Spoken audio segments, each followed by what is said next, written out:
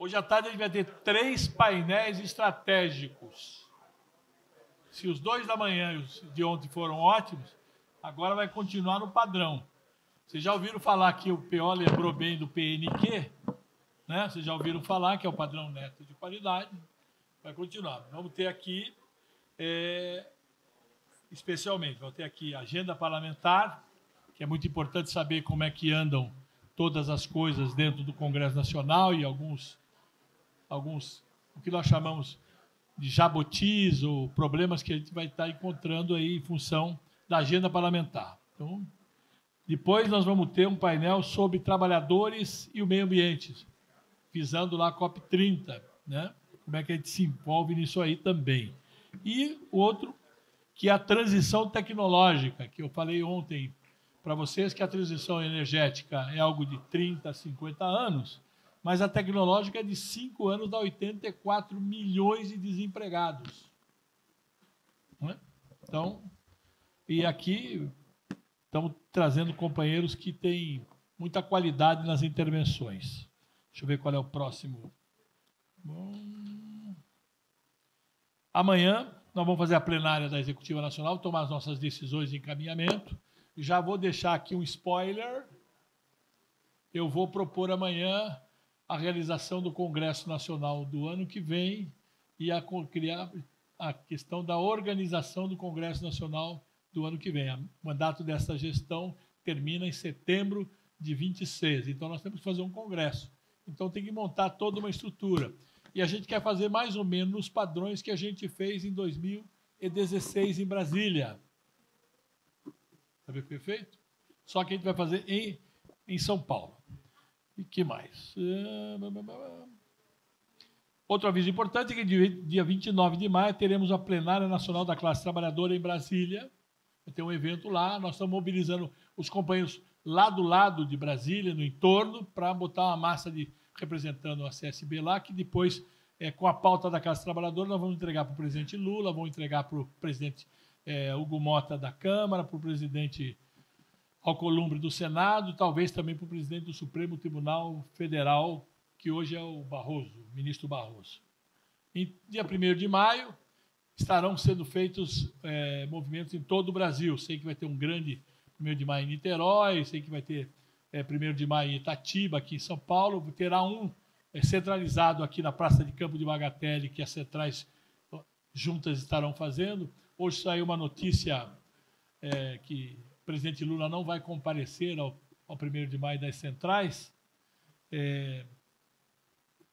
Paciência. Paciência. Né? A dona Irã dizia, paciência, Iracema. É isso aí. Mas é isso. E vamos dar início a esse primeiro painel da tarde aqui, que é a Agenda Parlamentar Sindical. Boa tarde a todos e todas, companheiras, dirigentes, militantes da CSB. Vamos dar continuidade, então, aos nossos painéis de debate. Agora nós vamos tratar da agenda legislativa das centrais sindicais, né, Neto? Esse é o tema, Agenda Parlamentar Sindical. Centrais sindicais, ao longo dessa caminhada de unidade, de ação das centrais sindicais, construíram essa agenda parlamentar, que é uma agenda de atuação no Congresso Nacional, Câmara dos Deputados e Senado. E nós temos também uma agenda jurídica para atuar nos tribunais superiores, no Ministério Público do Trabalho, junto ao Procurador-Geral do Trabalho, junto ao TST, junto ao STF e ao STJ. Então, nós temos duas agendas que nos orientam nessas pautas tão importantes, que é a agenda legislativa e a agenda jurídica. Aqui nós vamos tratar da agenda parlamentar. Eu sou Álvaro Egea, secretário-geral da CSB, e com muito prazer vou mediar essa mesa aqui. E só fazer um registro aqui, Neto. Ainda não consegui concluir a agenda de reuniões, porque nós ficamos tanto tempo distantes em função da pandemia, em função das dificuldades todas de fazer reuniões presenciais, que às vezes a gente estava fazendo uma conversa e chegava um outro companheiro com outras demandas. Eu tenho procurado atender todos, e são demandas importantíssimas, mas ainda temos algumas que o Ernesto já agendou, está anotado aqui que hoje vamos terminar. Então, são reuniões, além dessa reunião geral muito importante, que nos energiza para as ações futuras, nós temos conversas importantíssimas para resolver de sindicatos, de entidades. O Nicolas, cadê o Nicolas? Tivemos uma conversa muito produtiva com o Nicolas, enfim, tratando de organização, tratando de enfrentamento de problemas concretos dos nossos filiados. Então, é uma reunião extremamente importante. E então eu queria já iniciar aqui, chamar o nosso André Santos. O André é jornalista, publicitário, analista político, especialista em política legislativa. Seja bem-vindo, André. Ele é diretor da Contatos Assessoria Política e analista do DIAP. DIAP, que é o Departamento Intersindical de Assessoria Parlamentar, de Articulação Parlamentar. E convidar o nosso querido Antônio Neto, presidente da CSB, também para participar desse debate. Então, nós estamos aqui hoje, agora, Neto, com 2 debatedores, então a gente tem um pouquinho mais de tempo, né? Porque de manhã nós tivemos mesas com 3 participantes, mas a nossa regra aqui já é conhecida, nós vamos conceder 20 minutos para cada um dos participantes para fazer uma exposição, depois nós vamos abrir para os debates, né? Para as perguntas. Então, já, como fez o PO de manhã, já vou adiantar aqui, quem tiver alguma pergunta sobre esse tema aqui de agenda parlamentar, os projetos que estão em tramitação no Congresso Nacional, já vai preparando para que depois a gente receba aqui e encaminhe para os nossos debatedores. Então, sem mais delongas, vamos começar. Eu acho que a gente poderia começar com o André, né, Neto? O André, então, foi contemplado para fazer a exposição inicial. André, pode usar lá. Então, o André vai fazer a exposição dele. Vamos lá, André. Obrigado, por enquanto. Boa tarde, pessoal. Alô. Eu, paralelamente, fiz uma negociação com o Neto, porque 20 minutos para falar de conjuntura política, de Congresso Nacional, de agenda do movimento sindical dentro do Congresso Nacional, se a gente conseguir falar disso em 20 minutos, aí a gente aprova tudo que a gente precisa no Congresso. E aí eu fiz uma negociação com o Neto, que ele é bom de negociação, eu vou ampliar um pouquinho meu tempo, porque eu acho que é necessário a gente entender esse contexto que a gente vive hoje do Congresso Nacional, na verdade, da relação institucional que a gente passa pelo país hoje. A gente teve um governo em 2003, que é do mesmo presidente de hoje, mas que tem elementos totalmente diferentes do que ele governou em 2003 e no segundo mandato dele. Então, o Lula 3 é totalmente, completamente diferente do que foi lá atrás. E isso reflete nas nossas ações enquanto movimento sindical, nas ações dos outros poderes enquanto relação institucional que se estabelece com o movimento sindical, e isso tudo tem interferência no que a gente precisa aprovar, precisa evitar que aprovem no Congresso Nacional. Então, acho que é interessante a gente relacionar esse ponto. E aí eu trouxe alguns elementos de conjuntura que é importante a gente observar. Onde é que eu olho? Aqui.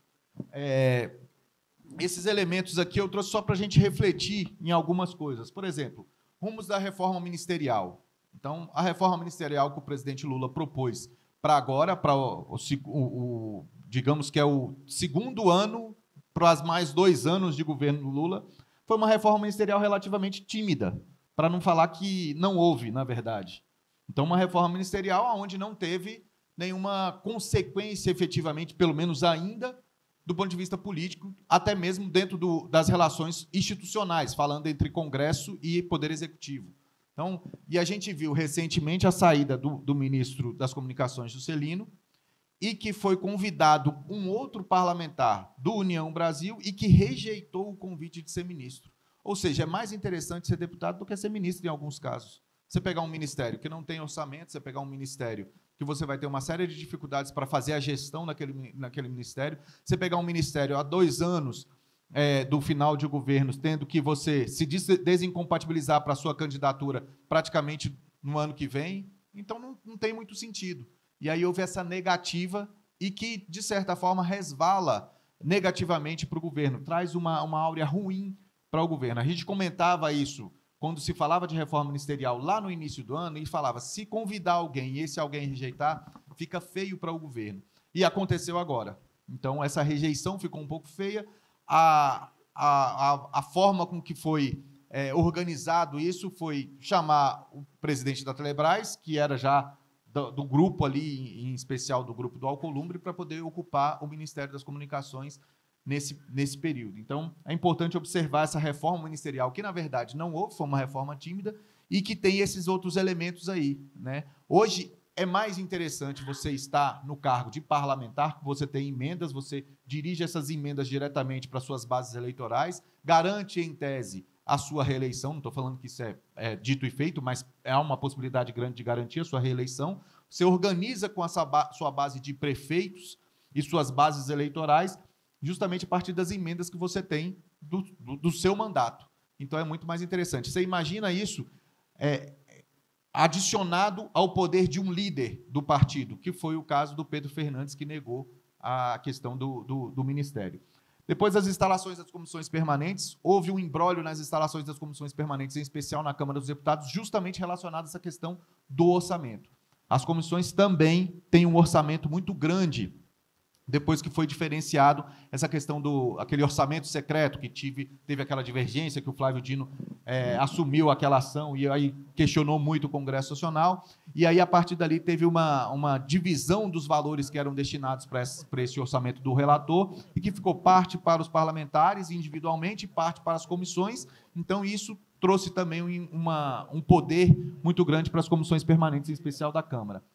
Volta das comissões mistas de análise das medidas provisórias. Foram instaladas 3 comissões mistas para analisar. Dentro das comissões mistas tem a MP do consignado. Então, algumas comissões começam a funcionar agora. Isso era uma prática no Congresso Nacional, mas depois de Arthur Lira, isso tinha mudado bastante, mas retoma agora. Isso pode ser um grau de avanço do ponto de vista das nossas relações no Congresso Nacional, em especial se tratando de medidas provisórias. A interdependência das agendas, esse é um problema, porque a gente tem uma agenda do Executivo que não conversa com o Legislativo. A gente tem uma agenda do Judiciário que não conversa com o Executivo e nem com o Legislativo. E isso interfere nessa relação institucional que acaba recaindo sobre ou os trabalhadores ou o povo de modo geral. Só para a gente ter uma ideia do que eu estou falando, dessa interdependência das agendas, tem um projeto que eu vou falar mais adiante, mas só para citar isso como exemplo. O governo federal fez um projeto, né, organizado no Ministério do Trabalho, num grupo chamado de tripartite, Poder Executivo, trabalhadores e empresários, e mandou para o Congresso Nacional, que é o projeto de regulamentação dos trabalhadores em aplicativo, em especial motoristas. E o projeto chegou lá, a própria base não tinha conhecimento do projeto, quando eu falo a própria base do governo. Então, veja que essa interdependência de agendas, ou seja, o Poder Executivo, que tem uma base dentro do Congresso Nacional, que depende dessa base para votar suas políticas públicas, não sabia do que estava sendo produzido dentro do próprio Poder Executivo, que vai ser votado no Congresso Nacional. Então, essa falta de comunicação, inclusive, atrapalhou. Por isso, o projeto nem avançou e está relativamente parado, pode ser que avance. Então, isso é um dos problemas que a gente tem para reorganizar essa relação institucional. O pacote do governo entregue agora o PL do Imposto de Renda, a MP do Consignágua, a PEC da Segurança Pública. Isso são medidas já, me desculpem quem está muito assim, afoito, eu diria, não é afoito, mas muito assim, mais próximo do governo, mas isso são medidas justamente visando o processo eleitoral de 2026. Então, primeiro, o IR foi uma promessa de campanha? Foi, mas demorou. Demorou por quê? Porque não tinha articulação no Congresso. Começa a tentar essa articulação no Congresso, mas ainda de forma um pouco mais enviesada, e aí vem com os pacotes, que são pacotes, de certa forma, emergenciais, visando o quê? Visando 2026. Isso vai trazer alguns problemas para o governo negociar esse pacote junto ao Congresso Nacional. Inclusive porque o relator do IR é o Arthur Lira, que era ex-presidente da Câmara dos Deputados. Então, obviamente, isso vai ter alguns tropeços aí, porque para você isentar o trabalhador que ganha até R$5.000, você vai ter que tirar de algum lugar para cobrir essa parte. Em primeira instância, seria de quem ganha acima de R$50.000. Mas Arthur Lira provavelmente vai querer flexibilizar um pouco isso. Então, é importante a gente observar esses passos aí, por isso que eu estou colocando esses detalhes aqui. Lei Geral de Licenciamento Ambiental que está andando, e aí isso tem uma relação com a COP, que vocês vão discutir agora recentemente. Há uma posição do agro muito pesada em cima disso. Então, o relator Confúcio Moura, prometeu no Senado apresentar uma proposta agora essa semana que vem. Não acredito que não apresente semana que vem, porque, enfim, por conta das questões do enterro do Papa, etc., alguns parlamentares vão na comitiva com o presidente e pode ser que tenham esvaziada na Câmara, até mesmo por conta do feriado. Mas é bom ficar atento a essa questão. Esse calendário pré-eleitoral, nós já estamos num processo de pré-eleição, ou seja, pré-campanha, calendário pré-eleitoral. Só que eu costumo falar, porque desde 2018, com a eleição do Bolsonaro, desde 2018 que a gente vive em calendário eleitoral permanente. O Bolsonaro ganhou a eleição, ficou em campanha. O Haddad perdeu a eleição, ou o PT perdeu a eleição e ficou em campanha. Então, nós estamos em campanha permanente desde 2018. Isso atrapalha qualquer ação de governo, qualquer política pública que venha a ser desempenhada, porque o governo não vai tomar uma atitude que possa desagradar determinados setores da sociedade, porque ele está visando a próxima eleição. Isso serve para esse governo, como serviu para o governo anterior, como vai servir para os próximos governos se a gente continuar no ritmo que nós estamos. Ou seja, nós entramos desde 2018 em campanhas permanentes. Podem observar, termina a eleição, o presidente que ganha está em campanha, o que perdeu está em campanha também. E aí a gente não consegue dar uma condução de ação política efetiva para o país justamente por quê? Porque esses grupos continuam se atritando e qualquer ação, obviamente que governo ou qualquer gestor, seja vocês dirigentes sindicais ou qualquer gestor de uma empresa, gestor de algum órgão político, etc., ele vai tomar medidas que desagradem determinados grupos. E nessa conjuntura onde você está num processo de campanha eleitoral permanente, tomar medidas que desagradem determinados grupos é ruim. Então, isso atrapalha, em certa medida, as ações. Então, por isso, a gente está num calendário pré-eleitoral permanente. A questão do Bolsonaro réu, isso traz para a Câmara dos Deputados, em especial, onde ele tem uma base muito forte, uma dificuldade muito grande de andar com os projetos, de tocar propostas dentro do Congresso Nacional. Então, pode ver que a gente está, pelo menos, há 4 semanas com o Congresso votando de forma precária, porque tem a questão da urgência da lei da anistia, que está em discussão, mas isso não avança. Grupos tentam brecar isso, grupos tentam avançar com isso e, com isso, trava um pouco da agenda do Congresso Nacional. E as repercussões políticas que tem a questão do Bolsonaro como réu nesse processo. Aí vem as eleições, que eu não estou vendo aqui agora, as eleições americanas. Ah, tem aqui. Ótimo. Obrigado. As eleições americanas, que tem um reflexo grande, a gente está vendo esses impactos. A gente fala da eleição americana porque é a que tem mais, talvez a que tenha tido mais presença de um comportamento mais radical da direita, diria extrema, no caso do Trump. Mas a gente tem outros setores que também tiveram eleições recentes e que a direita também assume. Às vezes uma direita não tão extrema, mas uma direita que também tem posicionamentos um pouco contrários ao posicionamento progressista, que isso traz divergências dentro de um contexto geral. E aí a gente associar isso com a morte do Papa Francisco.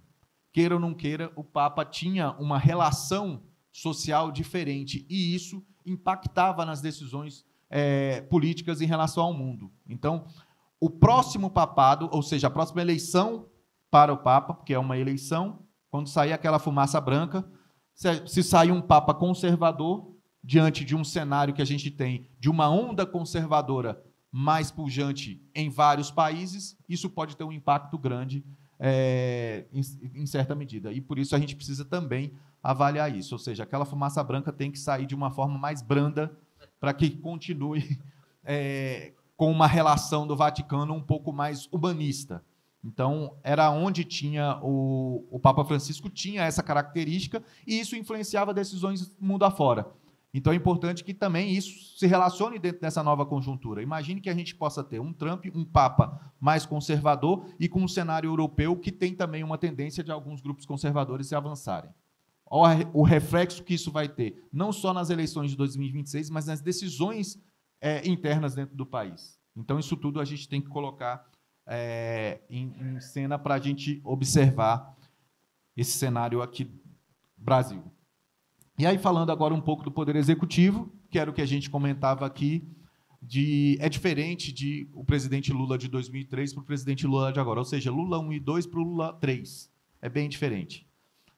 Aqui tem algumas características que são características mais, eu diria, legais, do ponto de vista legal, de um funcionamento institucional onde o Poder Legislativo tomou as rédeas da agenda política do país. E aí a gente vai vendo isso ao longo do tempo. Fim da reedição de medidas provisórias, que foi lá na época Collor, Itamar, Fernando Henrique, pegou uma beirinha ainda, mas aí teve o fim da reedição de medidas provisórias. Só explicando rapidamente o que era isso, o Poder Executivo, o governo federal, editava uma medida provisória e ele podia reeditar essa medida provisória quantas vezes necessário fosse. Então, ele governava através de medidas provisórias. Então, ele editava uma medida provisória, por exemplo, no IR, que é um projeto de lei, não é uma medida provisória, mas editava uma medida provisória do IR, ia lá, a medida provisória estava funcionando. O Congresso não votava, ele editava de novo. O Congresso não votava, ele editava de novo. Acabou isso com a Emenda Constitucional 32. Então, o Congresso Nacional tem um período para votar e, caso não vote, o governo não pode editar nova medida provisória naquele ano legislativo. Então, isso foi também um breque em relação a essa questão de poder de agenda que o Poder Executivo tinha nesse quesito. Depois vem o fim do trancamento de pauta, das medidas provisórias, que o Michel Temer fez uma leitura dizendo que as medidas provisórias não trancavam a pauta, a não ser que fossem temas tratados por medidas provisórias. Então, por exemplo, projeto de lei complementar não tranca a pauta, proposta de emenda à Constituição não tranca a pauta, projeto de lei penal não tranca a pauta. Então, ele distensionou, do ponto de vista legislativo, da ação do Poder Legislativo, a pauta que antes ficava travada e não se votava nada enquanto não saía a medida provisória da frente. Então, isso também é uma característica. A determinação do funcionamento das comissões mistas, das medidas provisórias, é outro caráter interessante que o Poder Legislativo assumiu um protagonismo dentro da relação com as medidas provisórias. Então, isso também é outro ponto. Exigência de votação de vetos. Na época, foi o Eduardo Cunha, depois foi uma decisão do STF que determinou que tinham que ser votados os vetos. O Eduardo Cunha, como presidente, botou todos os vetos para votar. Fez uma brincadeira, obviamente que não era ele, porque ele era o presidente da Câmara, não do Congresso. Mas ele falou, se botar todos os vetos para votar, o país para amanhã. E era real isso. Aí, tanto é que teve que ter uma flexibilização da decisão em que valia para frente e não para trás em relação aos vetos presidenciais. Mas isso trouxe uma característica diferenciada para o governo, porque, para além de discutir o projeto que está em votação, ele depois tem que discutir o veto dele, caso ele venha a vetar, porque o Congresso Nacional costuma derrubar os vetos. Então, ele tem dois movimentos para fazer. Ele articula o projeto, vou dar um exemplo, o projeto do imposto de renda, ele vai articular para ser votado. Se o Congresso votar com características ou com artigos que ele não concorda, ele vai vetar. Isso volta para o Congresso referendar o veto ou derrubar o veto. E aí ele tem que negociar novamente isso no Congresso Nacional. Então, isso diminuiu ainda mais o poder também do Executivo nesse quesito. E, por fim, a relação com o orçamento. O orçamento federal, hoje, boa parte desse orçamento está concentrado na Câmara dos Deputados e no Senado Federal, ou seja, no Congresso Nacional. Parte desse orçamento com os parlamentares, deputados e senadores. São 50 bilhões de reais com deputados e senadores em emendas parlamentares. Então, este orçamento organizado na mão de 513 deputados e 81 senadores faz com que essa relação do Congresso com o Poder Executivo seja diferenciada. Porque como é que funcionava isso antigamente? Eu mandava uma emenda para um ministério X, que tinha um programa X, que depois o ministro ia autorizar a minha emenda para ser aplicada no meu município. Agora não, eu pego o dinheiro, aplico no meu prefeito, e o prefeito faz a política pública lá dizendo que foi eu que mandei o dinheiro. Isso é a melhor política pública que tem para o deputado federal. Porque ele vai lá, o nome dele dizendo que ele que construiu, que ele que mandou o dinheiro para construir a ponte, que ele que mandou o dinheiro para colocar o asfalto, que ele que mandou o dinheiro para construir a escola, que ele que mandou o dinheiro para comprar as ambulâncias.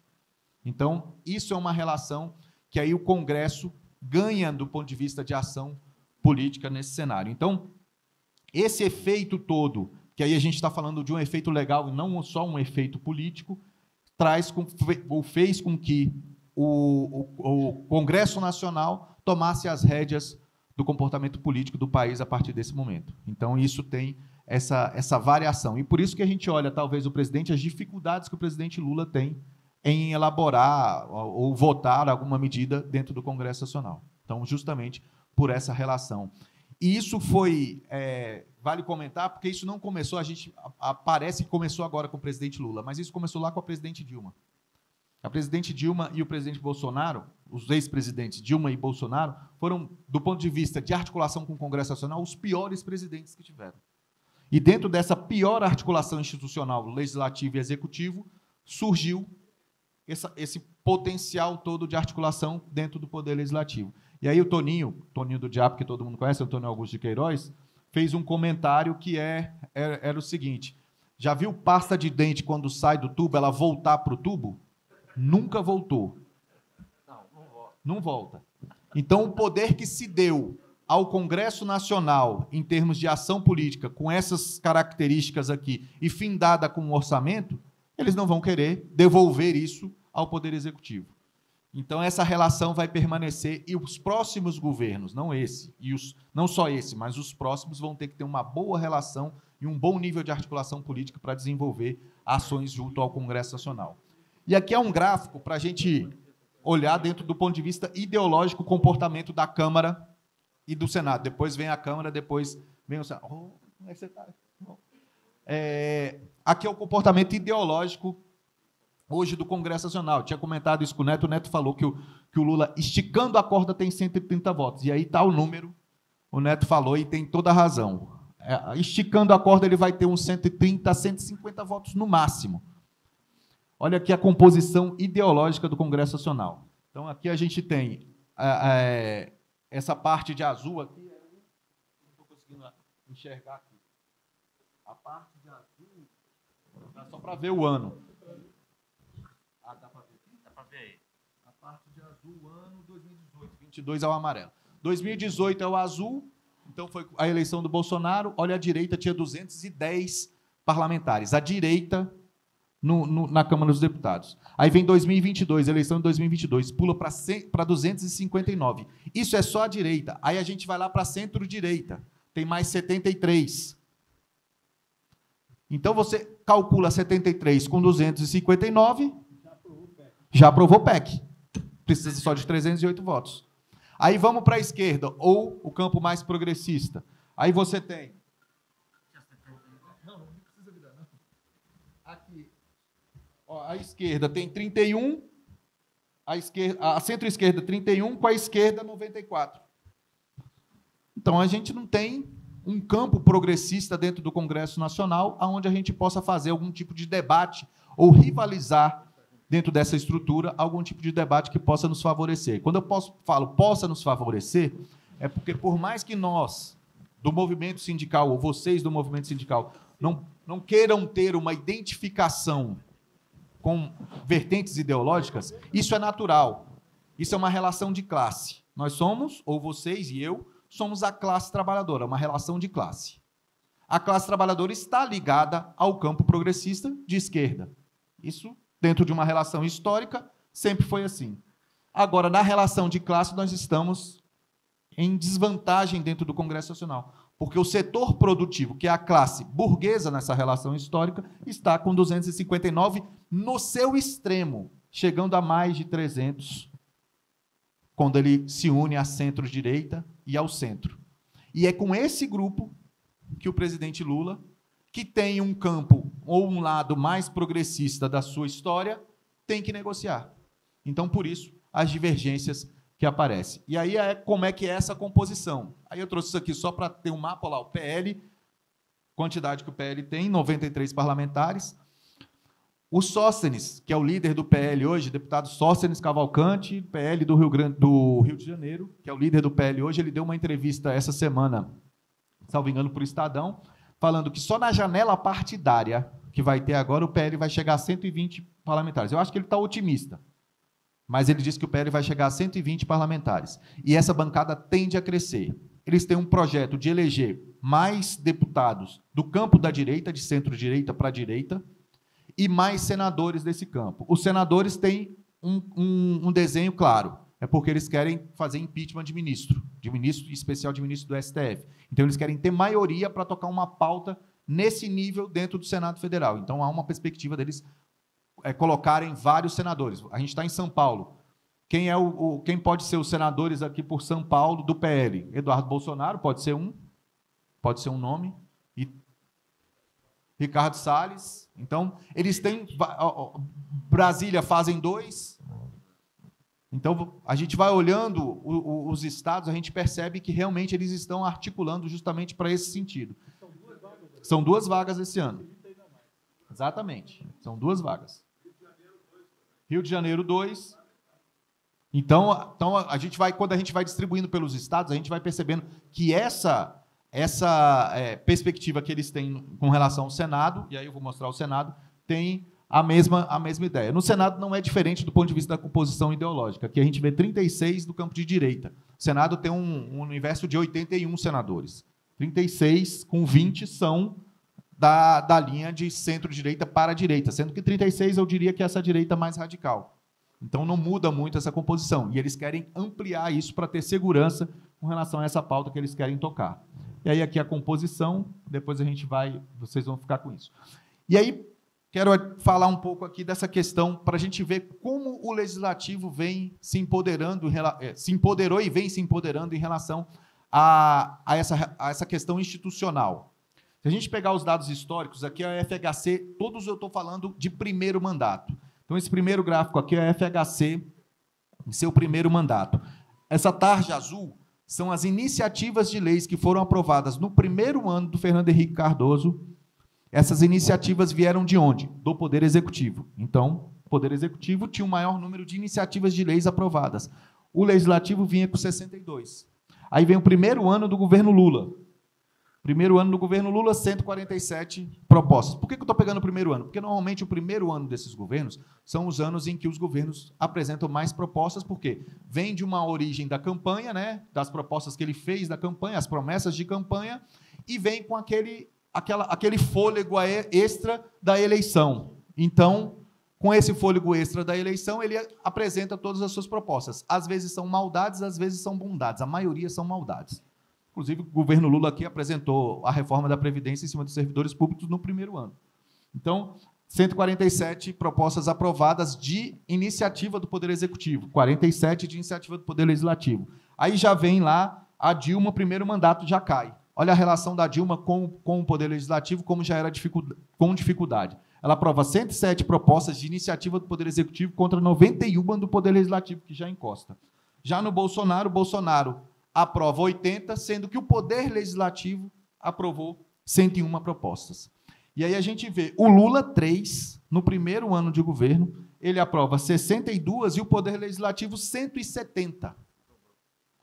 Então, isso demonstra, se a gente for olhar no gráfico, isso demonstra que cada vez mais, ou cada ano, estou falando do primeiro ano dos governos, a cada momento desses governos, isso foi diminuindo o poder de agenda do Executivo, que era muito grande se a gente observar na época de Fernando Henrique. Então, você vê aí que essa iniciativa do Poder Executivo diminui, ou seja, a força política dele que também diminuiu nessas articulações. E por que eu estou falando isso e trouxe a composição anteriormente? Porque a gente vai precisar se articular com o Poder Legislativo, com o Congresso Nacional.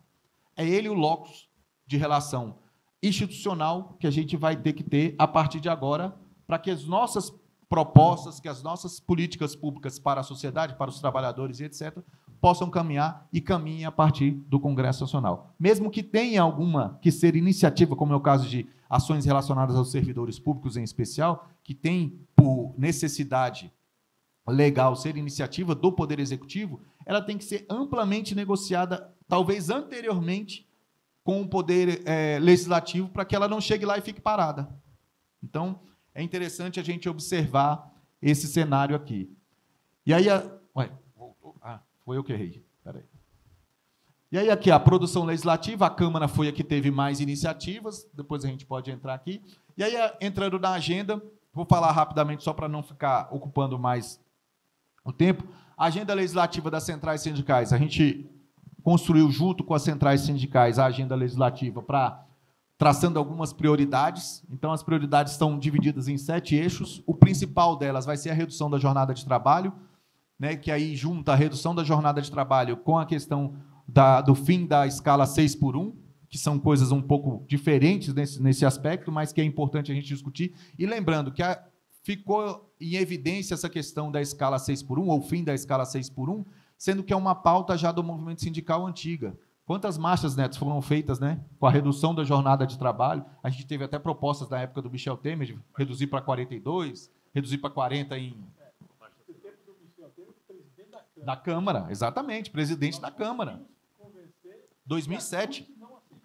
Exatamente. Era para reduzir a jornada em 4 anos.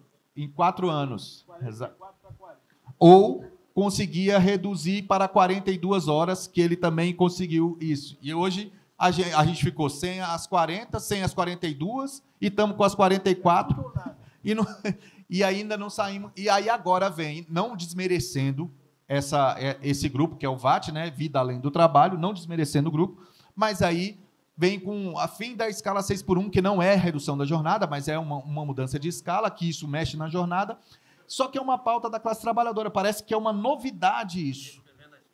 Aí, na verdade, é uma pauta da classe trabalhadora antiga, que na Constituinte, que era de 48, passou para 44, e a gente tentando reduzir agora para 40. Então é importante que a gente tenha essa leitura histórica para defender essa pauta. Isenção do imposto de renda, que já está lá, novo consignado, que tem divergências com esse tema, mas é uma política que foi colocada aí pelo governo para tentar mobilizar um pouco mais de recursos ou injetar mais recursos na economia como um todo. Regulamentação da inteligência artificial. Isso aí é um projeto que estava em tramitação no Senado, foi aprovado e foi para a Câmara dos Deputados. É importante a gente observar, salvo engano, acho que foi o Neto que comentou agora, essa questão da regulamentação da inteligência artificial. Do modo que a tecnologia vem avançando, os postos de trabalho tendem a diminuir. E tem um estudo daquele... porque eu não sei pronunciar o nome dele. Yuri... Eu esqueci o nome. Eu não consigo pronunciar. Eu sei quem é, mas não consigo pronunciar o nome. Eu entrei de gaiato numa palestra que ele fez para os deputados e senadores na Câmara dos Deputados, e eu estava lá e entrei de gaiato, e ele fez um comentário, isso em 2019, antes da pandemia, em que, se tudo que estivesse sendo produzido de tecnologia no Vale do Silício fosse colocado em prática no mundo, 40% da mão de obra no mundo estaria extinta de imediato. 40% da mão de obra. No Brasil, seria 60% da mão de obra extinta, por conta dos avanços tecnológicos, a substituição da mão de obra pela tecnologia. E aí veio a pandemia. A pandemia mostrou o quanto isso, de repente, deu um salto, e a gente está segurando algumas coisas, porque, senão, isso pode ter uma repercussão social nefasta. Então, é importante que a gente tenha atenção para a regulamentação da IA, da inteligência artificial, dentro desses parâmetros. Recentemente, teve uma greve dos redatores, salvo engano,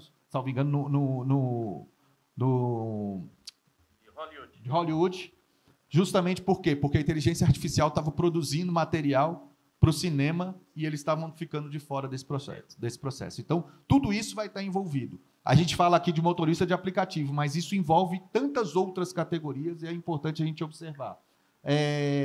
Novas regras para aposentadoria especial, que com a reforma da Previdência teve um problema com relação à aposentadoria especial e tem que votar uma regra específica que retome as aposentadorias especiais, porque foram perdidas com a reforma da Previdência, direitos dos trabalhadores em plataforma, que é esse dos APPs, e o fortalecimento da negociação coletiva. Então, esses são os principais eixos prioritários para a agenda legislativa das centrais. Aqui são propostas que estão relacionadas à redução da jornada de trabalho. Esse material, Neto, cadê o Vitor?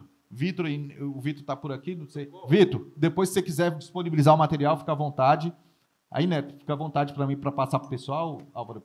Aí tem aqui os projetos relacionados, todos vão estar na agenda das centrais, mas aí você pode já antecipar para o pessoal. Aqui são os projetos que tratam de redução de jornada de trabalho. Então, são esses os projetos que estão tratando.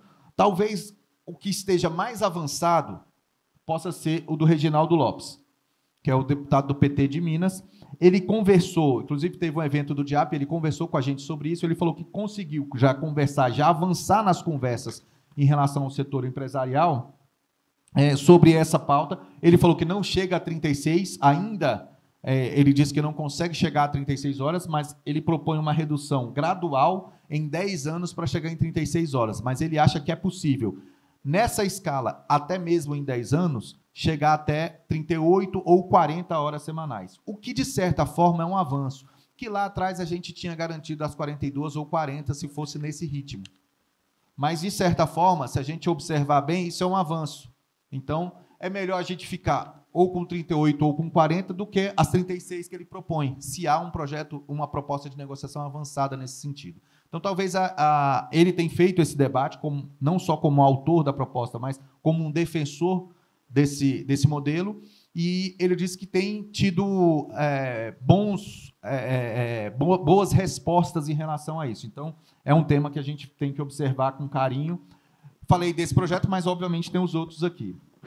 A questão da tabela do imposto de renda e o crédito consignado, que são propostas do governo que estão em tramitação.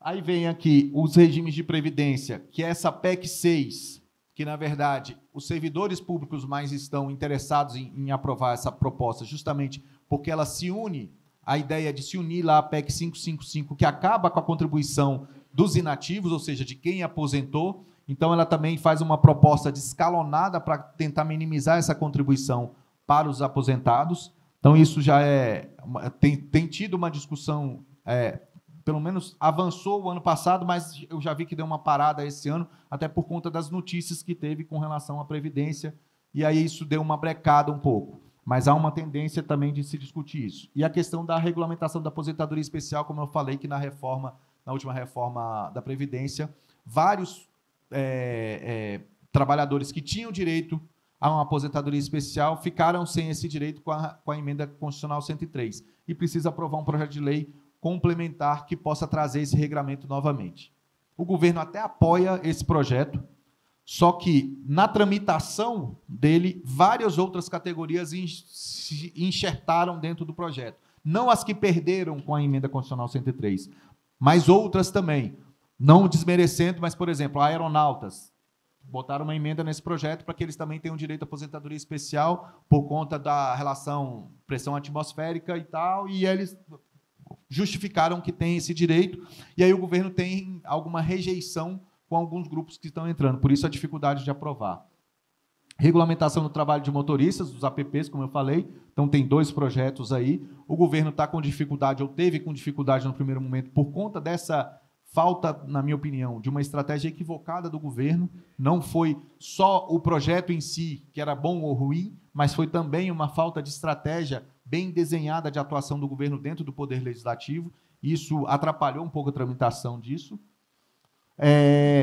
A garantia da ultratividade é uma das pautas prioritárias hoje também das centrais. A reestruturação das carreiras dos servidores públicos, que foi um projeto, só para a gente ter ideia dessa relação, de novo, executivo e legislativo.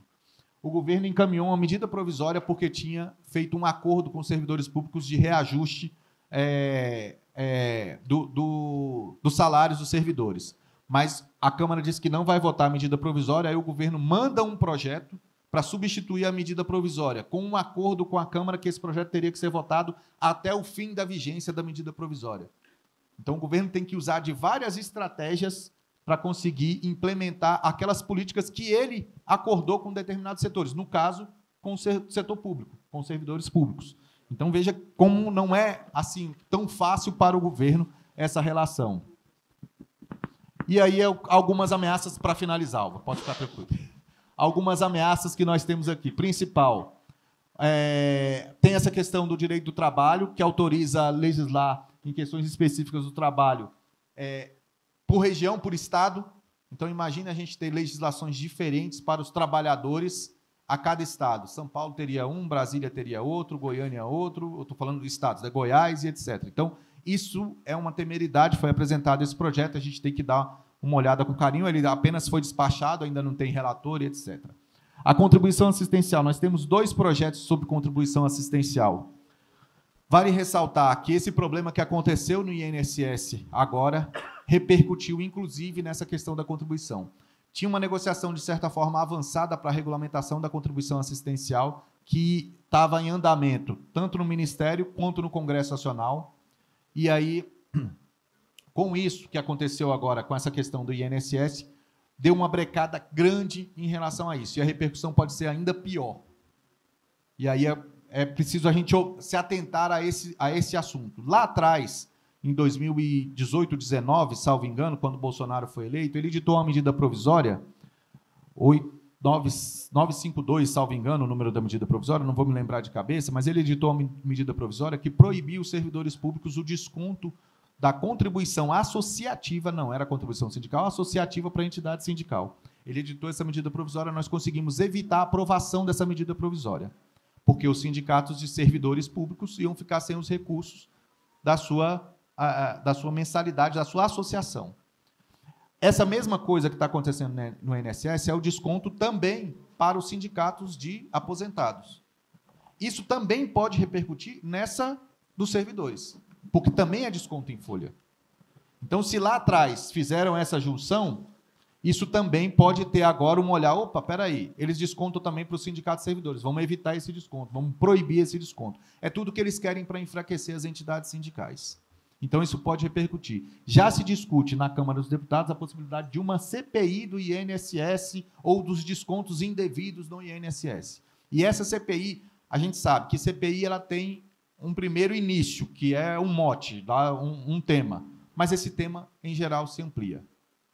E aí isso pode ser danoso. Então, por mais que a gente saiba que tenha algum tipo de desvio, que tenha alguma irregularidade, que se investigue essas irregularidades e punam os irregulares.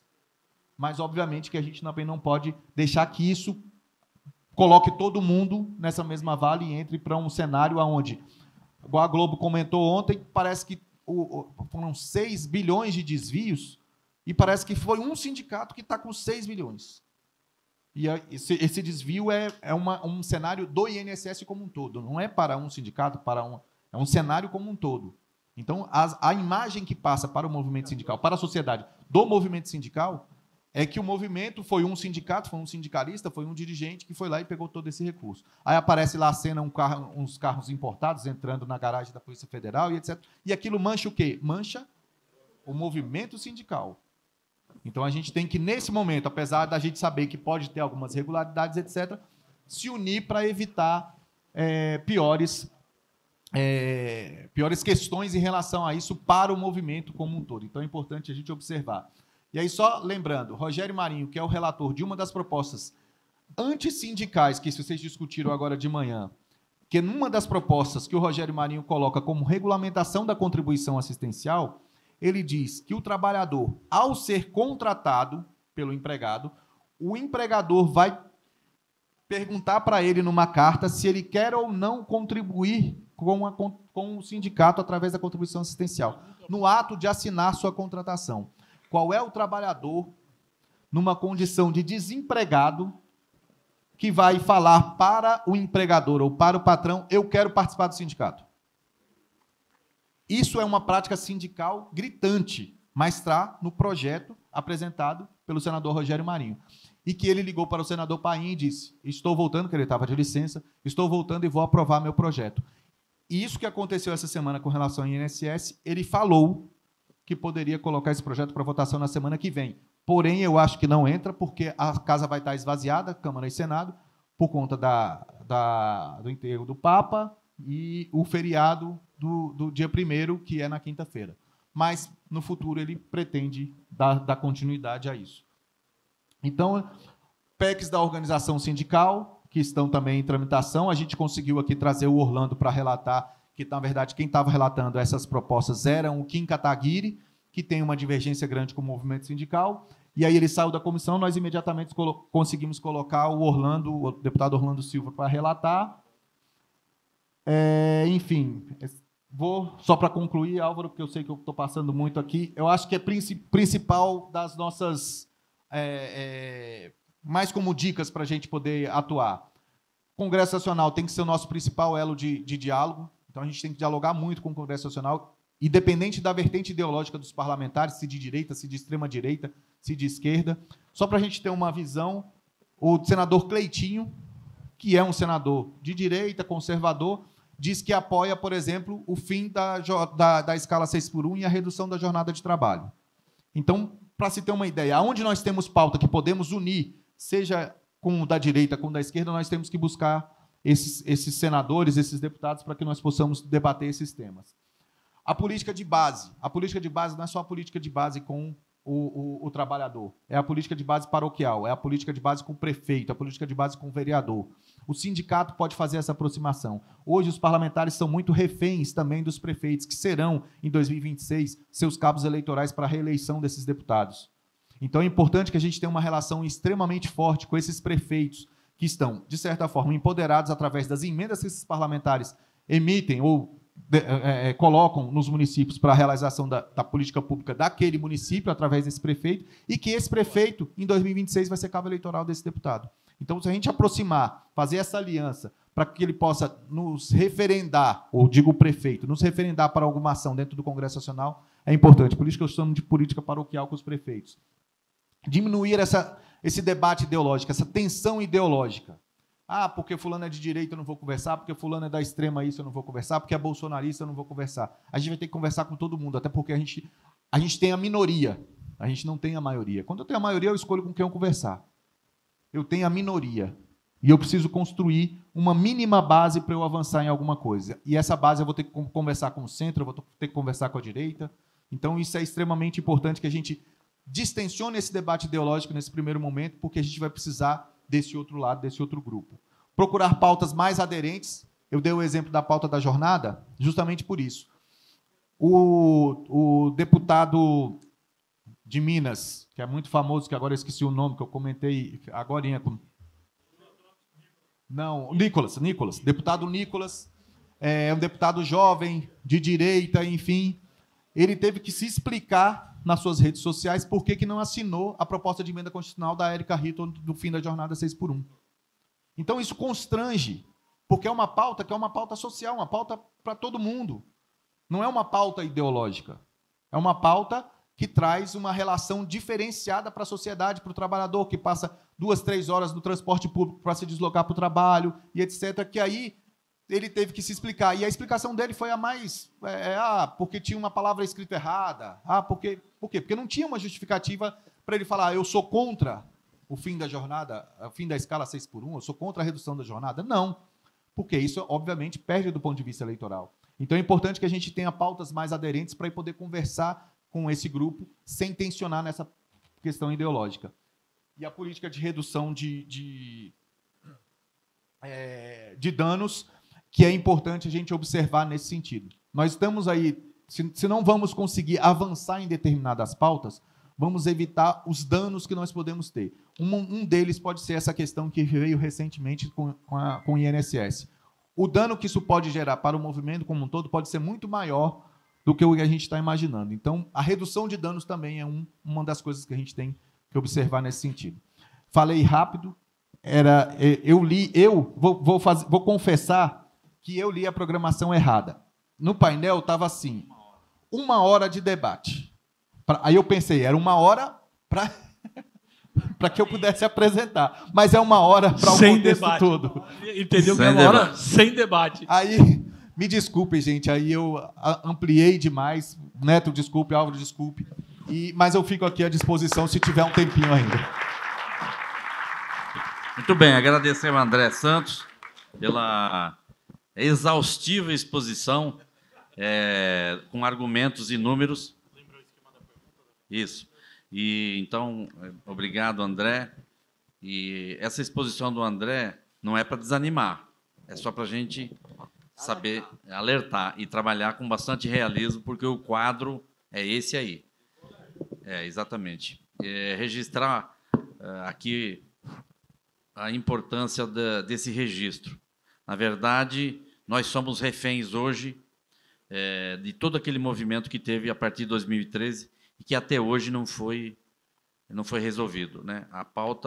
Aquela pauta e aquela mobilização é que trouxe toda essa transformação política e social, esse protagonismo para o Congresso Nacional, essa diminuição da capacidade de governança do Poder Executivo, enfim, esse quadro caótico que nós estamos aí. Somente uma profunda transformação social, com muita força política e popular, é possível refundar esse movimento aí, porque hoje o cenário é muito ruim. Então, é importante registrar que isso não é uma questão de hoje, ela vem lá, 2014, já vem do governo Dilma.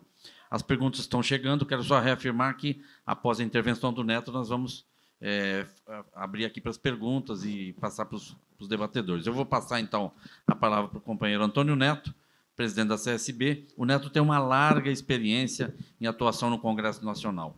Só para dizer para vocês que ele estava lá nos debates da Assembleia Nacional Constituinte. Então... Eu ficava na creche. Viu? Na creche, ele ficava na creche. Como diz o Brizola, o Neto vem de longe. Né, Neto? Vem de longe. Vem de longe. Então, Neto, com você. Primeiro, André, eu fiz questão, eu falei até contigo antes, fale tudo, velho, porque é importante passar para ele essa visão de como nós estamos vendo o Congresso. Porque nós discutimos isso quase que semanalmente. O André tem sido assessorando o Fórum das Centrais, nas audiências que nós temos feito com os parlamentares, e a gente chega para ele, olha, temos que falar com o líder dos evangélicos, temos que falar com o líder do PL. Aí o cara fala assim, mas PL? Eu falei, bicho, eu não quero fazer conversa com nós mesmos, nós estamos cansados dessa brincadeira de conversar com a gente mesmo, nós temos que conversar com quem está aí, mostrou a diferença. Porque esse Congresso que apresentou agora aqui, que já tem maioria absoluta para aprovar projeto e derrubar veto, como já o fizeram várias vezes com o presidente Lula, é culpa nossa. Vamos fazer a meia-culpa. Não é aquela história minha máxima culpa, porque nós permitimos essas eleições. Porque quem vota para votar nesse Congresso são os trabalhadores, é o povo mais sofrido. Nós somos a maioria. E nós não estamos nos engajando na tarefa de eleger companheiros e companheiras comprometidas com o povo lá do certo da história. Eles não, eles têm verba, eles têm espaço, eles têm tudo, e a gente fica atônito. E, às vezes, dentro do próprio movimento sindical, a gente vê companheiros desviados, né? Apoiando candidaturas. Não, ele é meu aliado. Sabe, eu vou dar um exemplo de São Paulo, que me perdoe, que eu gosto muito da pessoa, que é o Mota, meu amigo.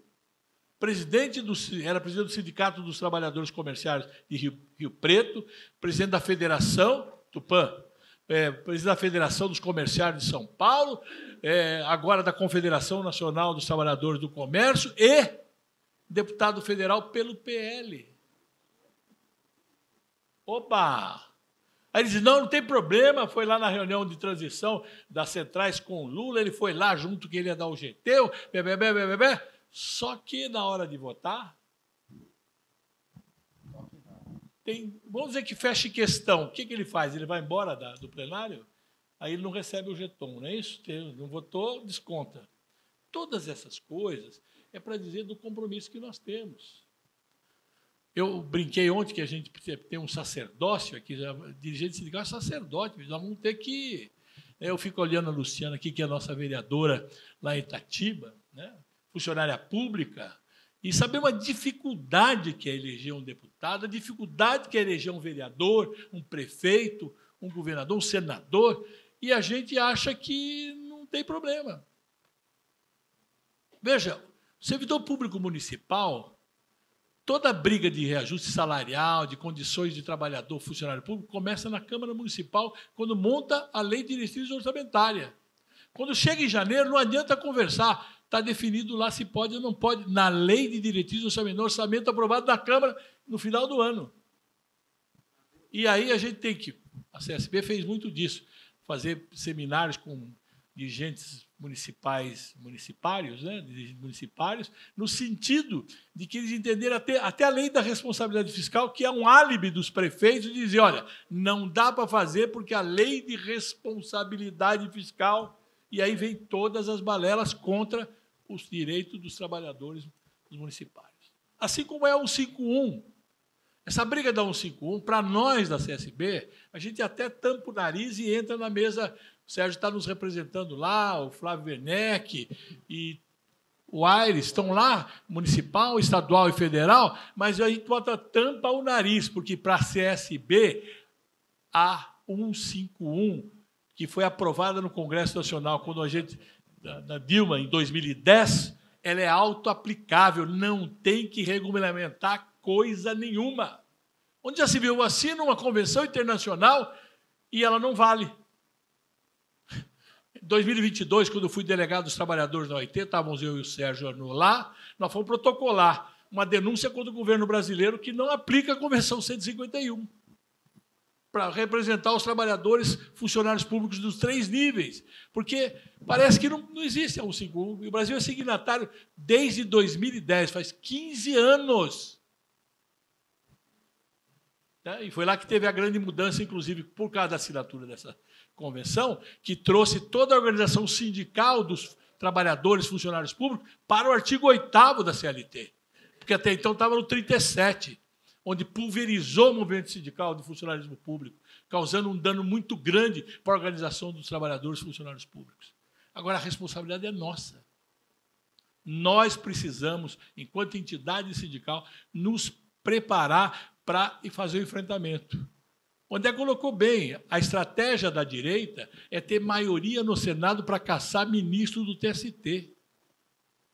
E não falta muito, vocês viram, tem 36. Quanto precisa? São 83? 81. Dá 41. 49. Precisa de 49. É 2/3. Precisa de 49. O que falta?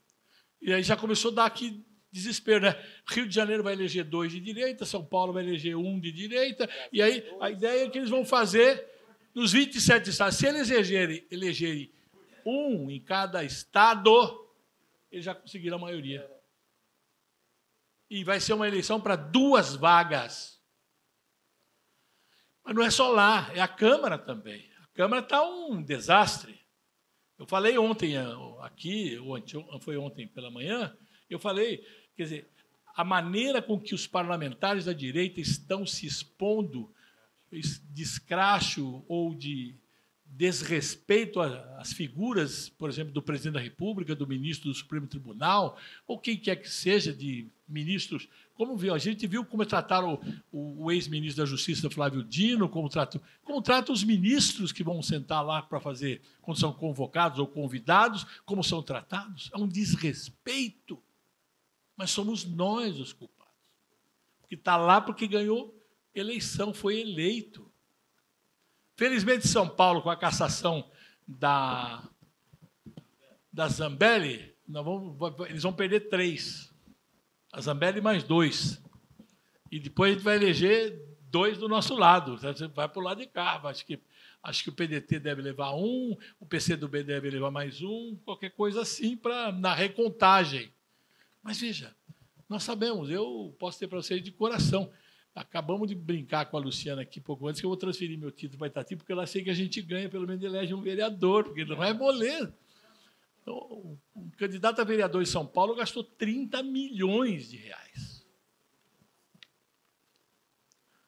O teto de gastos de um vereador da capital, o ano passado, na eleição de vereadores, era de 4 milhões e 200.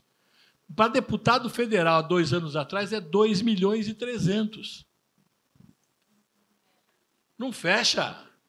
O que eu quero dizer para vocês é que a responsabilidade como dirigente sindical nossa, seja municipário, seja da iniciativa privada, seja o que for, se for municipário, principalmente nas eleições municipais, é não deixar de ter ou aliados que sejam realmente comprometidos ou ter candidatos da própria categoria para estar na Câmara Municipal. Não é possível. Depois brinco que eu sou muito getulista. Isso aqui vira e mexe, aparece Getúlio aí no canto. Mas Getúlio, quando fez a Constituinte de 37, ele deu cota para dirigente sindical. Porque tem que estar a representação dos trabalhadores na construção de uma Constituinte. E hoje a gente está alijado daquilo. O que tem de trabalhador lá? O que tem, sem ofensa pessoal, são cooptados. Porque se sujeitam a ser candidato a gastar 14, 15 milhões para ser deputado federal. Quem é do movimento sindical que tem 15 milhões de reais para ser candidato a deputado? Teoricamente, né, Cosme, a gente teria os votos. Mas aí, quando fui candidato, eu vou brincar com vocês, eu chegava num amigo vereador, não sei o quê, ele dizia o seguinte, sabe o que é, Neto? Não dá para apoiar porque eu trouxe algumas verbas com aquele deputado para cá Então não dá para ajudar. Falei, então vai ser um ciclo vicioso. Aqui história que nem o galinha, ovo a galinha. Quem veio primeiro. Porque então nunca vai eleger um dos nossos, você vai ter que pagar dívida para ele. E é bem assim. Você vai no vereador e fala isso. Você vai no deputado estadual, vai no prefeito. Então, essa dica que ele deu aqui de a gente se aproximar é muito importante. E conversar com os diferentes é mais importante ainda. Eu tenho grandes amigos no parlamento. O André sabe disso, ele anda comigo lá dentro. Lincoln Portela. O Lincoln Portela me surpreendeu quando ele fez adesão. Ele está no PL agora, né? Ele fez adesão ao PL e ele virou um bolsonarista de 4 costados. E aqui estão os companheiros da movimentação da mercadoria que sabem o quanto ele foi importante para a regulamentação dessa categoria, na aprovação da legislação dele. Sabe, amigo, ajudou os trabalhadores. Ele era líder. Na época, fizeram um acordo na aprovação da lei dos rodoviários, que excluía os trabalhadores da movimentação de mercadoria. Ele sai de dentro do plenário, pega assim, Neto, fizemos um acordo assim, assim, assado. Vai aprovar com isso, mas a Vilma vai vetar. Eu falei, cara, sentei e falei, não vai dar certo. Ele falou, pode confiar. Você não acredita, a gente liga para a Dilma agora. Ligou e a Dilma disse, pode aprovar que a gente vai vetar. E não foi assim que deu os companheiros da movimentação? Foi assim? Né? Não foi isso? Ou seja, mas não foi só ele, a gente tem alguns outros. Então, na hora H, os nossos, você fala assim, eu como sou pela unicidade sindical, pela contribuição compulsória, pela estrutura confederativa, pelo artigo 8º da Constituição, nós temos adversários que são pares da nossa luta hoje, que, por exemplo, é a CUT e o PT. Quem acabou com a estrutura de magistrado trabalhista, né, dentro dos tribunais do trabalho, dos cassistas, o cara que mais defendeu contra na tribuna do Congresso, não sei se o André é muito novo, não sei se ele lembra disso, o que mais defendeu contra foi, para acabar com isso, foi o Genuíno. Quando eu fui fazer a minha regulamentação da profissão do trabalhador de tecnologia da informação, quem atrapalhou, estão aqui os companheiros do CIDPD, sabem disso, foi o Eduardo Suplicy. Vejam vocês, esses são os nossos amigos. Eles são contra a unicidade sindical, eles eram contra a contribuição sindical compulsória. Se deu espaço para acabarem, começou ali, quando publicaram no Brasil inteiro outdoor, acabando com a contribuição sindical. Não é isso? Campanha para devolver.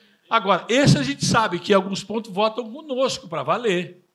Agora, até a CUT, num momento, eu diria, de unidade com as centrais, abriram mão até do pluralismo sindical, porque eles defendiam o pluralismo, para vir para a unicidade sindical e garantir o artigo 8º. Porque sabem que se fizer uma PEC agora para mexer no artigo 8º, eles arrasam. Eles têm maioria para tudo aqui. E PEC, vocês sabem, o presidente não põe o dedo. Aprovou, o próprio Congresso faz o quê? Promulga. Não é isso? Então, essa é a nossa responsabilidade. Então, trazer essa apresentação do André aqui, que tem nos ajudado e muito, caminhar pelo dentro do Congresso, organizar reuniões com bancada, a bancada do empreendedorismo, sabe? Bancada do empreendedorismo.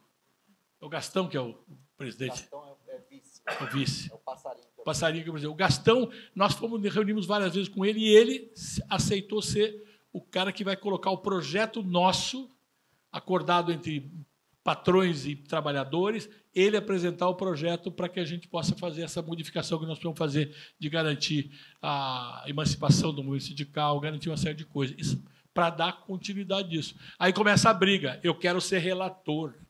Aí vem lá o GT e fala, é o Mota. Aí vem a força, não, o Paulinho quer ser relator. Botar na mão de cara de esquerda, na cara... Sabe o que vai acontecer?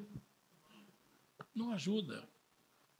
É aquilo que falaram na negociação, tem que fazer o seguinte, você tem que fazer porque você acha que é importante e vai te... Não adianta querer, bota na mão do... Você acabou de falar, botar na mão do Orlando. Ele estava com o projeto de regulamentação das redes sociais.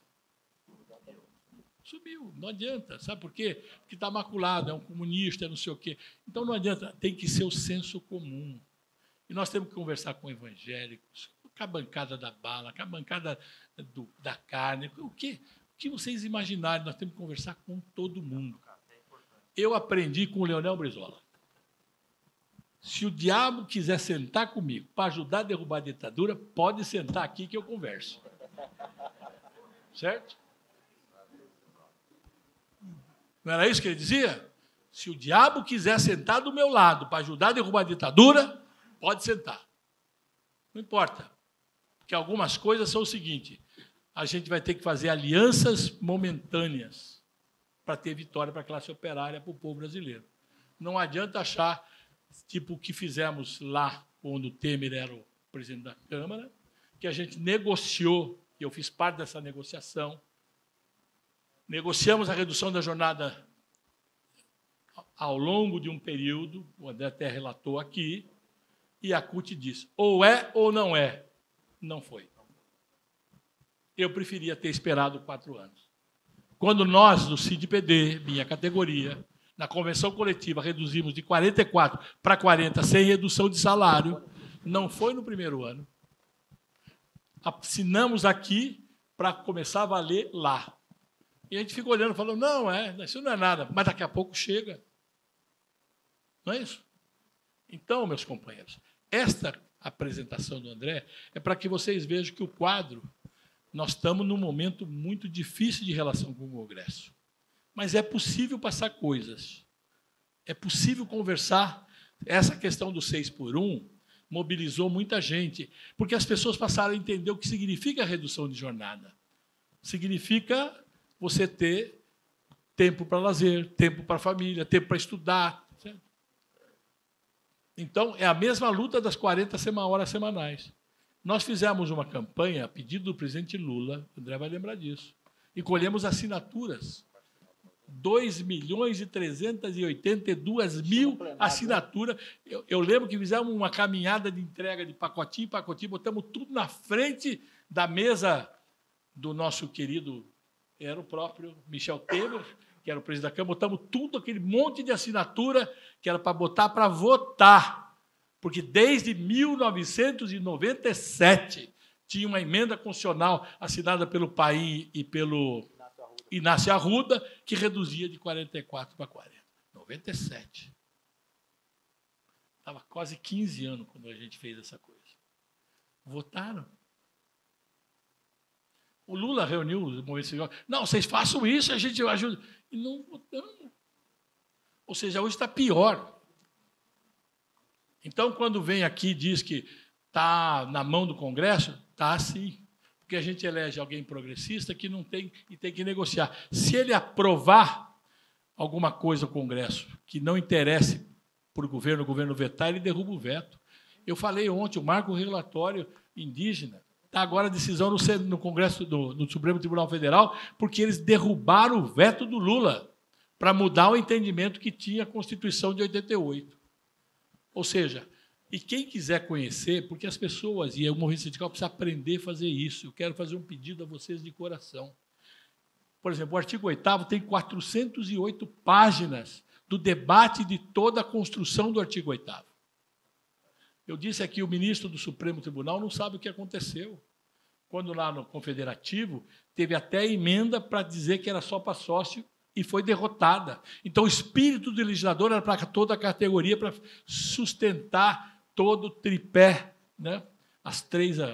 A pirâmide sindical. Ou seja, ou nós nos apropriamos da nossa responsabilidade e vamos ajudar efetivamente a eleger os nossos ou aliados a nós, que possam realmente chegar lá e dizer, eu vou ter que votar porque fecharam questão no meu partido.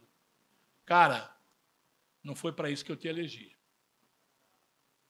E o que ocorre é isso, dependendo do partido. Então, tem os partidos que a gente chama de centro-direita e direita, não adianta a gente ajudar a votar e eleger.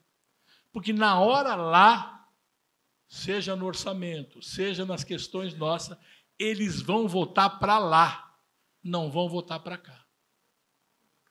Eu era do MDB, 35 anos de MDB. E era presidente do movimento sindical do MDB. Quando botaram para aprovar a reforma trabalhista, eu fui no Temer. Você tem que vetar essa porra. Ele falou, não tenho condição. Se eu vetar, botam para votar meu impeachment. E estava desse jeito mesmo. Então, não era isso mesmo. A chantagem do Maia era isso. Eu falei, então não serve mais para mim. Se o meu partido não pode garantir aquilo que a gente discutiu lá em 88 e foi principal, porque o MDB foi um dos baluartes na construção da Carta Cidadã, se não vale isso, eu estou fora. E fiz uma carta e retirei do partido. Quer dizer, não adianta estar no partido por estar no partido. Não adianta. Ou ele serve aos interesses da classe operária, aos interesses do povo mais sofrido, tudo isso, porque essa carta que está aí que deu condição de fazer Minha Casa Minha Vida. Porque botamos lá que é direito legítimo, é obrigação do Estado, que deu o SUS, que deu uma série de coisas que nós temos hoje, foi essa carta constitucional que está aí, que eles ficam vilipendiando todo momento o que estão fazendo. Então a responsabilidade está aqui, ó, cada um. Ó, falei do SUS, olhei, está o Natalino ali. Ó. Chegaram os nossos. Olha o Feldman ali. Caras que nunca votaram contra nós em nada. Nunca votaram contra nós em nada. Por isso que estão aqui para falar para vocês. Então, companheirada, a ideia é o seguinte, vamos nos preparar, porque 2026 vai ser a batalha. Se a gente perder essa batalha, não adianta só ganhar a presidência, não. Se a gente perder a batalha no Congresso, vocês podem ter certeza que vai ser um presidencialismo, não é nem de coalizão, é um semipresidencialismo, porque hoje está de mãos atadas, porque não consegue fazê-lo. Por isso que foi importante trazer o André para mostrar para vocês como é que está a configuração do mundo. Não sei se todo mundo sabia disso, ou ouviu falar, imaginava, mas aqui estão os números nus e crus, para que a gente tenha claro como é que está a correlação de força. Quem era PL alguns anos atrás? Lembre-se que a primeira, ele foi eleito, ele não foi eleito pelo PL, né? Foi pelo PRTB, né? Era PR, né? Foi o Prona, depois virou o PR e virou o PL. Pois bem, eu creio que isso, Álvaro, é o recado final da brincadeira aqui. Temos que ter compromisso para valer nesse momento político, partidário, que a gente está vendo aqui, porque são esses partidos. Os partidos daqui para cá votam com a gente. Às vezes vacilam em algumas diferenças próprias nossas, mas votam conosco. Daqui para lá, pode ter certeza, só vota para lá. E tem a desgraça de falar bobagem, como fala Nicolas, esses caras todos, que até mentiram no caso lá da Pix, essas coisas todas. Perfeito, Valdir? Valeu, Neto. Obrigado, Neto. Olha, vou passar para as perguntas, mas já registrar, está presente já os nossos próximos debatedores. Basicamente, Neto, as três perguntas aqui tocam do mesmo assunto. Qual a importância olha aqui, qual a importância de elegermos deputados e senadores ligados às causas trabalhistas, né, para mudar este quadro? Acrescentar que é importante eleger os nossos representantes.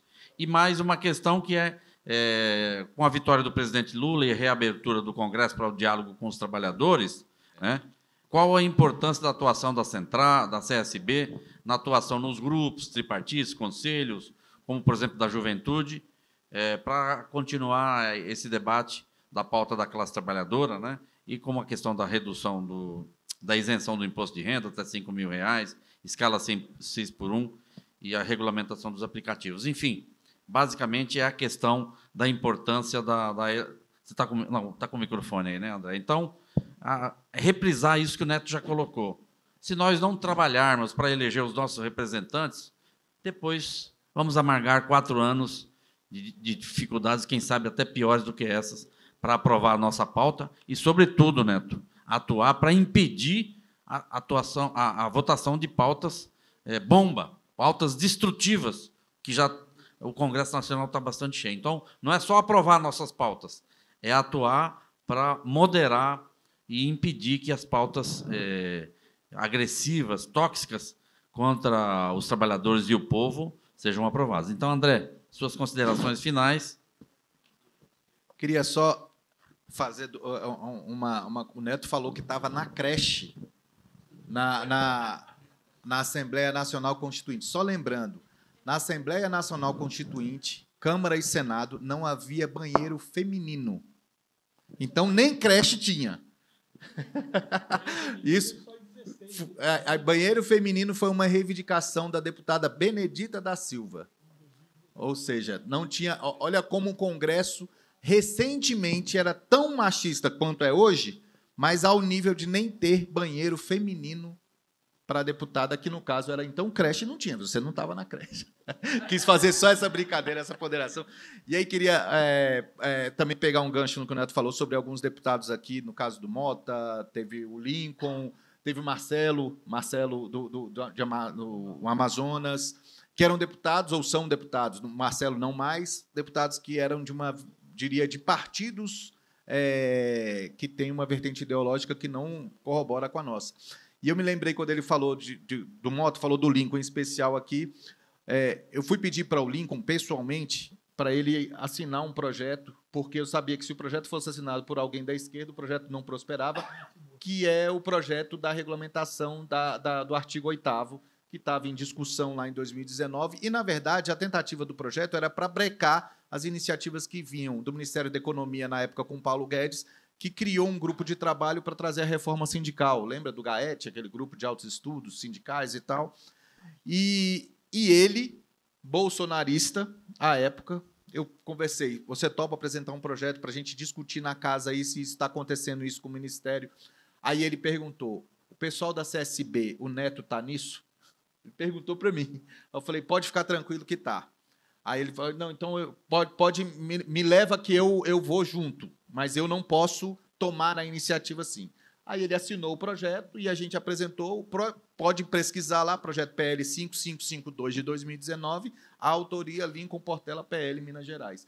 Por essa razão, ou seja, é uma construção que a gente veio fazer de um deputado que tem uma relação com outro campo, mas que, olha, por uma relação que eu tenho com essa central, com o Neto, etc., eu topo fazer isso, me ajude, porque não é a minha pauta, me ajude nisso e tocamos. Então, alguns deputados, como eu falei aqui, o próprio Cleitinho, apoia a jornada 6x1, o fim da jornada 6x1, redução da jornada de trabalho, etc. Então, é importante a gente ter esse diálogo amplo e tentar evitar ao máximo que esses deputados pendam para o outro lado. Ou seja, são deputados que, às vezes, como no caso do Mota, Luiz Carlos Mota, foi eleito pelo PL, é do movimento sindical, e a gente não pode deixar que, em algum momento, ele se desvirtue desse campo. Tem que trazer o tempo todo com a gente. Então, esse vai ser o nosso papel, acho que esse é o nosso papel, diante de uma miscelânea partidária que nós temos, e que, às vezes, os partidos têm, como foi o caso do Amazonas com o Marcelo, disputas internas que aí não dão a legenda para o cidadão disputar, e ele vai para um outro partido disputar porque teve facilidade com a legenda. Então, tem uma série de cenários que a gente vai ter que observar, mas com esse compromisso de que, uma vez eleito, nós vamos estar sempre ali, né, puxando a corda para que ele venha para o nosso lado. Então, eu acho que é esse mais o recado, diante das perguntas, mas são mais afirmações, na verdade, do que perguntas, e reforçando a nossa necessidade dessa atuação, que eu diria que é uma atuação paroquial. Quando eu falo paroquial, é porque, como eu falei aqui, os prefeitos hoje têm uma relação importante para a reeleição dos deputados e senadores. Talvez esse ano de 2026 seja o ano com o maior número de reeleitos na Câmara e no Senado Federal, em especial na Câmara dos Deputados, porque o Senado são 2 vagas. Então, na Câmara, seja o maior número de reeleição da história, justamente porque as emendas parlamentares dão esse favorecimento aos mandatos. Essas emendas estão indo direto para as bases eleitorais, aonde é o prefeito que recebe e que é o cabo eleitoral natural daquele parlamentar. Então, a gente vai ter que fazer essa política paroquial, se aproximar de prefeitos, se aproximar de vereadores, para fazer essa relação, para sensibilizar ele e ele sensibilizar o deputado e senador para votar com a gente no Congresso Nacional. Então, é um conjunto. E o movimento sindical, pela sua estrutura, a sua capacidade, a sua forma de alcance, ele tem capacidade para fazer isso, a partir da coordenação da central, a partir da coordenação das confederações, das federações e os sindicatos atuando diretamente na base. Então, essa estrutura que nós temos, lugar nenhum no mundo tem e nós não estamos sabendo utilizar dela. Ou, pelo menos, se estamos utilizando, talvez não estamos fazendo a utilização correta. Não a errada, mas talvez não a correta. Então, é importante que a gente tenha essa visão. Observar as orientações das centrais, das confederações, das federações e partir para essa junção com esse grupo político para a gente poder avançar em algumas matérias de interesse da sociedade, dos trabalhadores, dos aposentados e etc. Obrigado, gente. Desculpa que eu... Obrigado, André. Muito. André poderia já fazer sua despedida, que eu já vou passar a palavra para o Neto. Já estou dando tchau. Então tá bom. Obrigado, André. Neto, as considerações finais. Obrigado, André.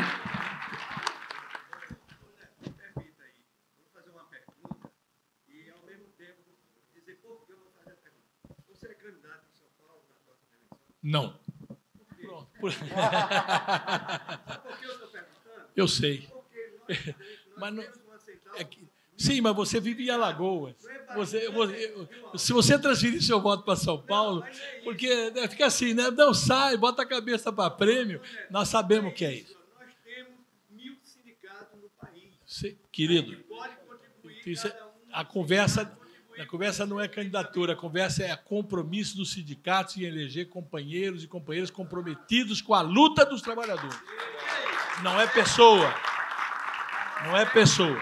Bom, eu queria falar, na pergunta que entraram aqui na questão do imposto de renda, até 5 mil, parece uma coisa muito legal essa história de isentar 5 mil, né? Só que esquece que a tabela do imposto de renda está defasada em 140%. Está defasado, vou repetir, em 140%, e só o presidente Lula corrigiu a tabela do imposto de renda. Nos governos iniciais dele lá, ele corrigiu pela meta de inflação, 4,5% ao ano. Não era nem a inflação, não era a meta de inflação. E já vinha defasado desde Fernando Henrique, que ficou todo aquele tempo sem corrigir a tabela de imposto de renda. E se a gente corrigiu 140% na tabela de imposto de renda de hoje, isenta de imposto de renda até R$10 mil, 9.550, 9.600, ficaria a primeira faixa. Até ali era isento. E depois você corrigiria as partes. Quando eu discuti com o ministro Haddad, viu, Heber? Por isso que eu peguei a sua pergunta para mexer com isso. Quando eu discuti com o ministro Haddad essa história da tabela de imposto de renda, eu falei, e as outras faixas? Sabe como é que é? A gente só está isento 2 salários mínimos, mas não mexe com as demais faixas. Quem ganha hoje 5 mil, hoje, paga 27,5% de imposto de renda. Então, ganha só 3,5%, porque o 1,5% já fica de imposto de renda, perfeito? Aí tem mais o INSS, tem mais consignado, tem mais não sei o quê, acabou meu dinheiro, perfeito? Ou seja, tem muita coisa por trás de toda a onda. Então, essa isenção de 5 mil... e querer tributar lá em cima é importante, mas na ditadura militar, a tabela de imposto de renda chegava até 35% as faixas. Pegava até 35% dos salários maiores. Então, a ideia nossa aqui, e eu quero agradecer muito ao André, eu gosto muito de todas as vezes que o André apresenta para nós o quadro, a gente tem feito muita reunião, temos usado muito a assessoria do André, ele tem assessorado as centrais. André, muito obrigado. Foi perfeito para dar o quadro para essa aqui, porque aqui só tem dirigente. Aqui não tem massa, só tem dirigente.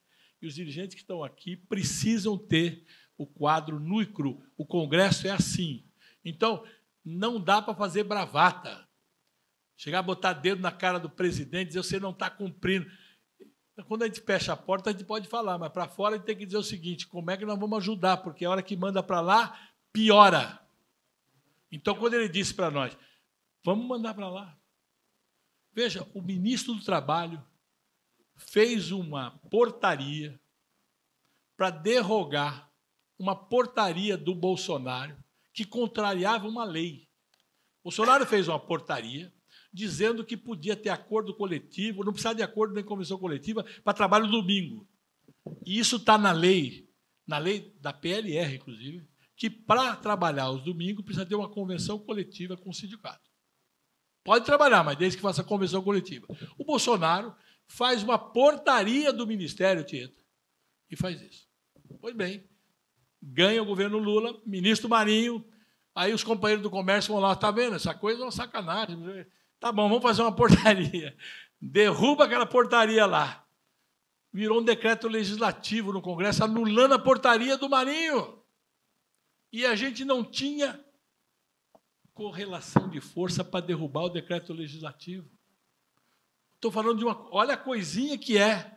Você imagine falar de contribuição, falar de estrutura sindical, negociação coletiva, organização dos trabalhadores, condições para que a gente possa ter recurso para poder funcionar as entidades e, acima de tudo, dar condições dos trabalhadores ter voz a todas as coisas. Ele diz o seguinte, vai botar dinheiro na mão desses caras, esses caras vão eleger os caras dele, vão gastar todo o dinheiro que eles têm para eleger deputado. E ele fala assim, a CUT vai eleger todo mundo, como se nós todos fôssemos CUT. Certo? E eu brinco sempre, não somos. Não somos. E temos diferenças profundas. Se você lembrar como nasceu a CUT, ela nasceu pelo pluralismo sindical, nós sempre fomos pela unicidade sindical. Foi contra a contribuição compulsória, nós sempre defendemos a contribuição compulsória. Ele não gostava, não sei se ainda gosta, mas não gostava da justiça do trabalho. Veja, isso aí é diferença da água para o vinho.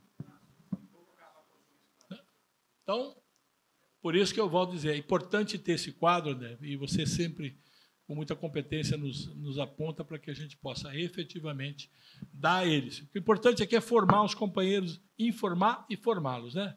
A informação. E essa aqui vai estar disponível no site da Central, todas essas coisas, para que a gente possa usar. Quando você discutir com a sua diretoria, apresenta. Porque não adianta dizer, o presidente não está fazendo coisa nenhuma, não sei o quê. Está fazendo algumas coisas, aonde pode, sabe? Aonde pode. Vocês viram a reunião do Ciro Nogueira, líder do PP, não é isso? Com o BTG Pactual. Ele disse o seguinte, a pergunta foi muito bonita. Se passar aqui, vocês vão ficar horrorizados. O deputado Ciro, ele é deputado, né, senador? Senador Ciro, o senhor, esse negócio do imposto de renda, isenção até 5 mil, e depois tributar quem ganha mais de 50, eu queria lembrar primeiro que aqui, todo mundo aqui é acima de 50. Você não viu isso? Não. Procure. O que o senhor vai fazer para nos ajudar? Porque eles funcionam assim. Vocês já ouviram falar da bancada da carne? Foi porque a JBS financiou 250 deputados federais do Brasil e elegeu 130. Como que nós vamos competir com isso? Porque quando a gente fala bancada da carne, a JBS financiou 250 candidatos a deputado federal e elegeu 130. A bancada da bala, vê, a indústria da armamento no Brasil financiou também candidatos para isso e elege. A bancada da Bíblia. Quando você imaginaria que os templos religiosos sairiam, tipo, exercendo o poder da relação entre o pastor e seus pastorados, no sentido de que, olha, é esse o candidato, hein? Aquele é demônio. Aquele é o demônio. Bolsonaro foi eleito porque Deus quis. O Lula não foi porque Deus quis, não, viu? Olha que coisa louca.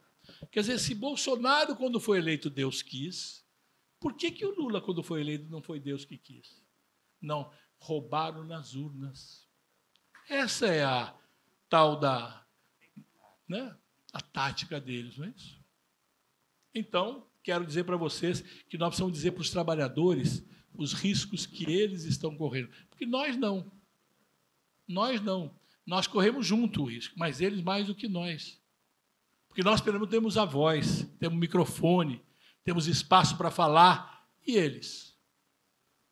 Por isso que é importante encontros como esse, para que a gente conheça o problema, saiba e ache caminho. Caminho. Já dizia Leonel Brizola, hoje eu estou com o Leonel na cabeça, viu? Meus gaúchos que estão aqui vão ficar felizes. Gado que tem sinoeiro não perde o rumo. Traduzindo, porque muita gente pode não saber. Na manada tem o gado que tem um sino pendurado aqui, que é o que guia. é o líder que guia. Guia o gado para onde ele tem que ir. Então, gado que tem sinueiro não perde o rumo. Quem tem liderança, quem lidera, os liderados não perderão o rumo. Perfeito? Muito bem, Neto. Parabéns, Neto. Obrigado, Neto. Obrigado, André.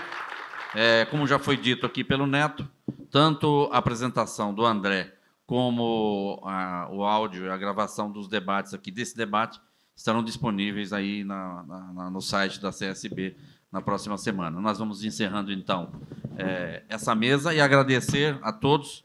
E vamos permanecer aqui, Vitor, que nós já vamos dar início na próxima mesa, não é isso?